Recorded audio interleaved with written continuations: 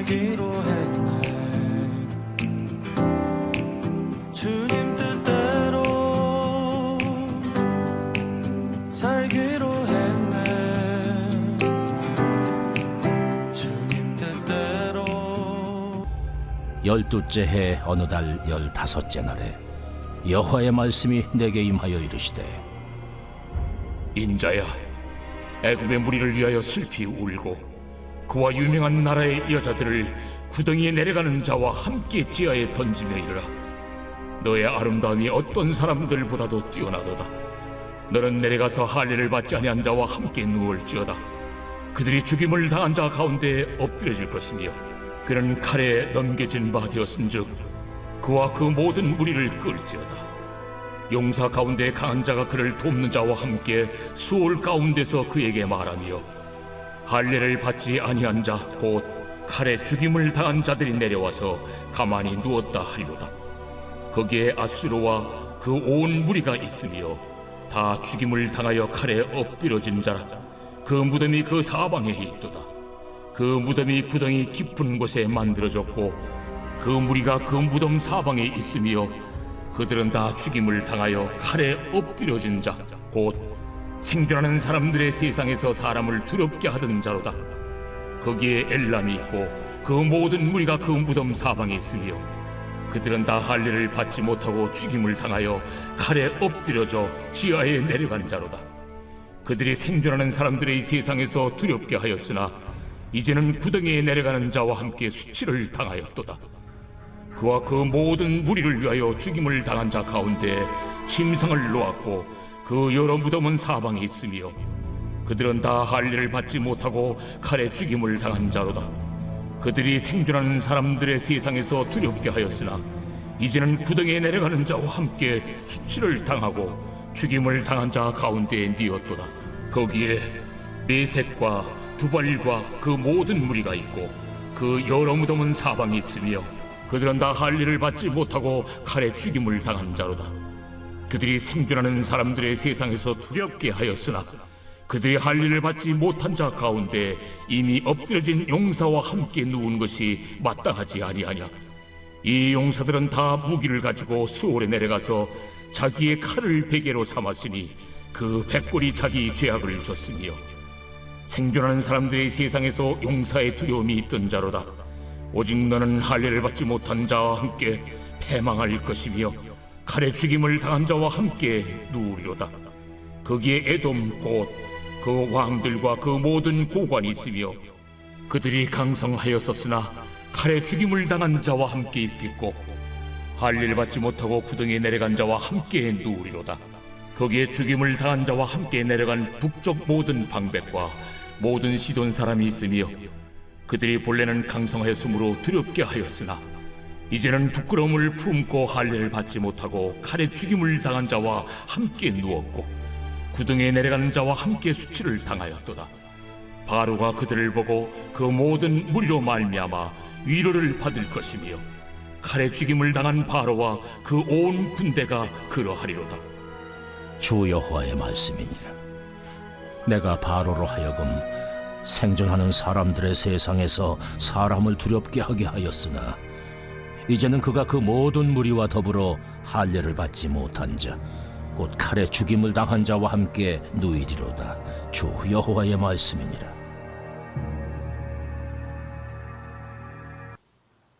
오스카 와일드의 도리언 그레이의 초상이라는 유명한 소설이 있습니다. 흠잡을 데 없는 아름다움을 지닌 이 도리언 그레이라는 이름을 가진 한 남성이 이 아름다움에 집착을 하다가 어떻게 파멸하게 되는지에 대한 이야기를 담고 있는 소설인데요. 도리언 그레이가 비극적인 결말을 맞게 되게까지 외모에 집착을 했던 것은 그가 지닌 이 아름다움에 남다른 힘이 있었기 때문입니다. 소설 2장을 보면 헨리경이라는 인물이 이 도리언 그레이가 지닌 아름다운 얼굴에 어떤 힘이 담겨 있는지에 대해서 이렇게 말해주는 장면이 나오는데요. 당신은 놀라울 정도로 아름다운 얼굴을 가지고 있습니다. 아름다움은 천재성의 한 형태지만 실로 천재성보다 더 고귀한 것입니다. 설명이 필요 없기 때문이죠. 햇살처럼, 봄날처럼, 혹은 우리가 달이라고 부르는 어두운 수면 위에 비치는 은빛 조개 껍데기의 그림자처럼 세상의 위대한 것 중 하나입니다. 의심의 여지가 없지요. 그것은 삶을 통치할 수 있는 신성한 권리를 지닙니다. 그것을 지닌 사람들을 군주로 만들어 줍니다. 외모로 판단하지 않는 사람은 천박한 사람들 뿐입니다. 세상의 진정한 신비는 보이지 않는 것이 아니라 보이는 것입니다. 헨리경은 이 아름다움에 삶을 통치할 수 있는 신성한 권리가 있고 사람들의 군주가 되게 하는 힘이 담겨 있다고 말하고 있는데요. 어떤 이유에서였을까요? 아름다움 그 자체에 엄청난 호소력이 담겨 있기 때문입니다. 사람들의 시선과 주목을 끌고 마음을 움직이면서 어떤 신비감과 경외감을 불러일으키는 특별한 힘이 바로 아름다움에 담겨 있기 때문이죠. 오늘 본문에서 언급되고 있는 이 애굽 역시 이 같은 아름다움을 지니고 있었는데요.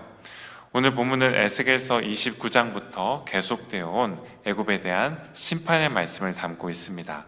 그런데 하나님께 심판을 받게 될 애굽에는 남다른 아름다움이 있었습니다. 오늘 본문 19절 말씀입니다. 이르라 너의 아름다움이 어떤 사람들보다도 뛰어나도다. 너는 내려가서 할례를 받지 아니한 자와 함께 누울지어다.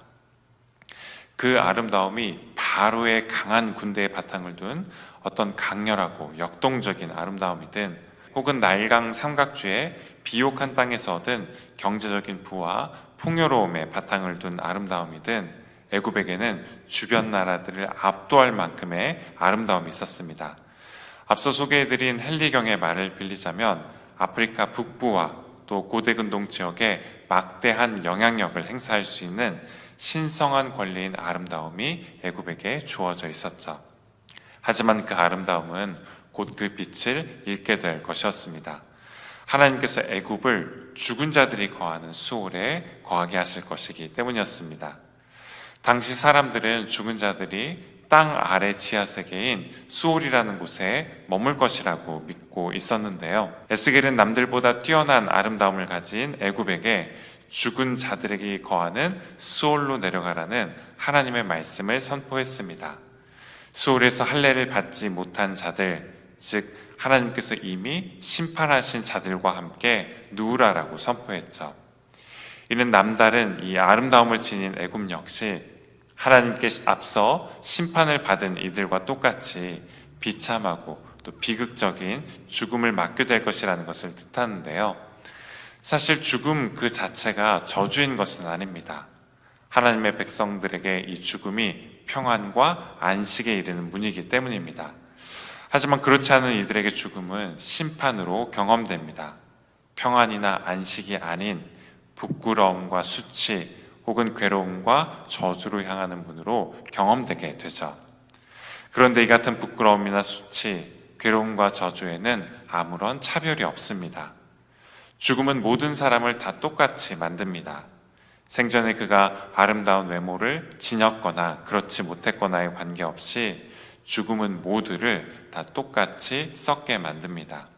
대단한 권세와 힘, 또 부를 지녔거나 그렇지 못했느냐에 관계없이 죽음은 결국 자신에게 모든 것을 다 내어놓고 완전히 굴복하게 만들죠.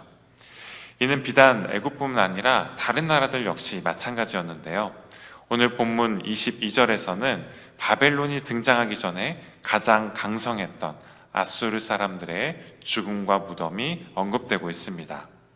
이어서 24절에는 엘람 사람들의 죽음과 무덤이 언급되고 있고 26절에는 메섹과 두발 사람들의 죽음과 무덤이 또 29절에는 에돔 사람의 죽음과 무덤이 또한 언급되고 있죠. 민족도 다르고 또 나라도 다르지만 이 모든 무덤은 한 가지 공통적으로 진실을 증언하고 있었습니다. 바로 생전에 남다른 아름다움을 뽐내던 이들도 죽음 앞에서 더 이상 그럴 수 없게 되었다라는 사실입니다. 생전에 남다른 권세를 지니고 다른 이들을 복종하게 만들고 두렵게 했던 이들이 더 이상 그럴 수 없게 되었다라는 사실이죠. 대표적으로 아수르에 대한 말씀을 담고 있는 23절과 또 애굽에 대한 말씀을 담고 있는 32절 말씀을 봉독해 드리겠습니다. 그 무덤이 구덩이 깊은 곳에 만들어졌고 그 무리가 그 무덤 사방에 있으며 그들은 다 죽임을 당하여 칼에 엎드러진 자, 곧 생존하는 사람들의 세상에서 사람을 두렵게 하던 자로다. 내가 바로로 하여금 생존하는 사람들의 세상에서 사람을 두렵게 하게 하였으나 이제는 그가 그 모든 무리와 더불어 할례를 받지 못한 자, 곧 칼에 죽임을 당한 자와 함께 누이리로다. 주 여호와의 말씀이니라. 아수르도 또 애굽도 모두 큰 제국을 이루었습니다. 사방의 여러 민족들을 두렵게 할 만한 권세와 힘, 부와 아름다움을 가지고 있었죠. 하지만 그렇다라고 해서 그들이 죽음을 피해갈 수 있었던 것은 아니었습니다. 칼로 대제국을 이루고 칼로 사람들을 두렵게 했던 그들 역시 다른 누군가의 칼을 맞아서 앞서 그들이 칼로 친 이들과 똑같이 땅 아래 소홀에서 나란히 눕게 될 것이었죠. 그들 역시 죽음이라는 하나님의 심판을 동일하게 받게 될 것이었습니다. 이 점을 기억하며 우리의 죽음이 부끄러움이나 수치, 괴로움이나 저주로 향하는 문이 아닌 평안과 안식, 또 위로와 산소망으로 향하는 문이 될 수 있도록 하나님의 백성과 자녀된 거룩함과 아름다움을 지켜가실 수 있는 저와 여러분이 되시기를 바라겠습니다. 기도하시겠습니다. 주님, 눈에 띄는 아름다움이 혹 저희에게 있다면 그 아름다움을 통해 저희 자신의 유익과 만족을 구하지 말고 주님께 도리어 영광을 돌리게 하옵소서.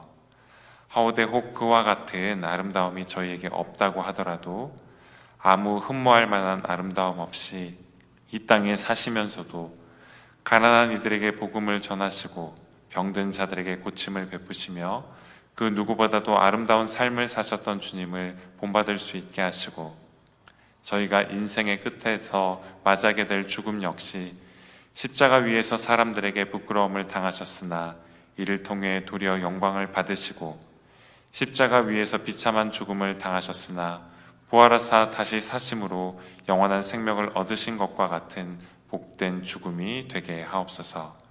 예수 그리스도의 이름으로 기도드립니다. 아멘.